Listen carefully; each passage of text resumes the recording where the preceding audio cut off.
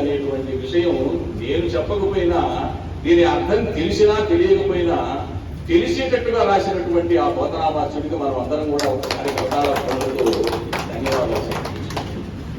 అంటే ఆ పద్యంలో ఉన్నటువంటి మాధుర్యం కలి మగలి అనేటువంటి శబ్దాలు ఉపయోగించి అయితే ఇక్కడ మనకు ఊర్ధ్వలోకాలు ఒక 7 అధోలోకాలు ఒక 7 అని ఉన్నాయి. 14 లోకాలు వీటన్నింటినీ కూడా కేవలం నోట్లో చూపించాడు శ్రీకృష్ణ పరమాత్మ. అది మనకు భాగవతం తెలుపుతుంది కృష్ణలీలలో. ఈ ఉన్నటువంటి ఒక అతల వితల సుతల రసాతల తలాతల మహాతల పాతాళ లోకాలు ఉన్నాయి. అయితే ఇక్కడ మధ్యలో ఏం చెప్పాడు అని అంటే అతల కుతల భటుల అదురు పడను అన్నాడు. ఈ కుతలం ఎక్కడిది అని అంటే అది పాతాళ లోకంలోనే ఒక ప్రాంతం. ఇప్పుడు హైదరాబాద్ అని అంటాం. హైదరాబాద్ అంటే హైదరాబాదు సికింద్రాబాదు జంట నగరాలు మొత్తంలో హైదరాబాద్ అనేటువంటిది ఒక ప్రాంతం. అలాగే ఇప్పుడు అమరావతి అని అంటాం. అమరావతి అని అంటే ఆ చుట్టుపక్కల ఉన్నటువంటి ఆ గ్రామాలన్నింటినీ కలుపుకొని అమరావతి కేంద్రంగా అమరావతి నగరం ఏర్పడుతుంది. అలాగే ఇక్కడ పాతాళంలో కుతలం అనేటువంటిది ఒక ప్రాంతం. అంటే అతలం నుంచి కుతలం దాకా అంటే పాతాళం దాకా మొత్తం అదిరిపోయింది. ఈ 7 లోకాలు కూడా అదిరిపోయినాయి అని చెప్పడానికి ఆయన చాలా సింపుల్ గా అతల కుతల భటులు అదురు పడకు వీటి పాలకులు దాంట్లో నివసించేటువంటి వాళ్ళు దాన్ని కాపలా కాసేటువంటి వాళ్ళు అందరూ ఏవైతే ప్రాణులు నివసిస్తూ ఉన్నాయో ఈ ఊర్ధ్వ లోకాల్లో ఈ అధో లోకాల్లో అవన్నీ కూడా అదిరిపడ్డాయి. అంటే అధో లోకాల్లో నివసించేటువంటి ఏమిటనేది మనందరికీ తెలుసు.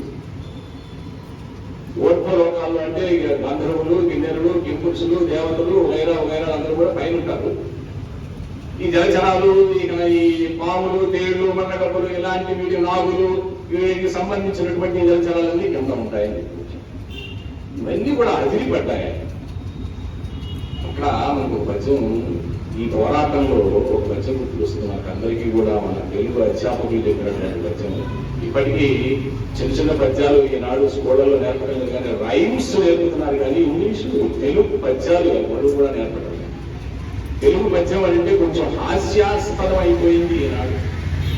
దానిని బ్రతికించడానికి ఇక్కడ పద్య సారస్వత పరిషత్తు ఆధ్వర్యంలో మన గురువు గారు కొద్దిగా ఏదో పోరాటం చేస్తూ ఉన్నారు. దానికి వారు అభినందనీయులు. వారందరి నీడలో మనం కూడా ఆ ప్రయత్నం చేస్తూ ఉన్నాం కాబట్టి మనమందరం కూడా అభినందనీయులు అని మనకు మనం చెప్పుకొని చప్పట్లు కొట్టుకుంటూ ఉంటాం. తప్ప ఎవరు పొగడినప్పుడు మన బుధాలు వరవేలు అడుగుతారు శబాష్ అనుకోవటమే. అలాగా ఇక్కడ మనకు పద్యం చెప్పారు చిన్నప్పుడు. నీళ్లలో నమసలి దిగిడి ఎలుగుబట్టు పైన కుక్క చేత భంగపడును. నీళ్లలో ఉండేట ముసలి నీళ్లు కొని గర్భంతో ఆ ఏనుగును కూడా పడుతుందట. అది అందరికీ సామాన్యమైనటువంటి గజం కాదది. 10 లక్షల కోట్ల ఆడ ఏనుగులకు భర్త అయ్యేటువంటి వాడు ఎలా ఉండాలో ఆలోచించండి. ఆ మనస్సు ఎలాంటిదో, ఆ శరీరం ఎలాంటిదో, ఆ ఆకృతి ఎలాంటిదో అనేది ఆలోచిస్తేనే మనకు భయం కలుగుతుంది. అంతెందుకు మన తిరుమల తిరుపతి దేవస్థానం వాళ్ళు బయట నిలబెట్టి ఉంటారు భద్రగజాలు. ఆ భద్రగజాలను చూస్తేనే మనకు వెన్నులో వణుకుతుంది. అలాంటి ఆ ఏనుగుని సైతం బాధ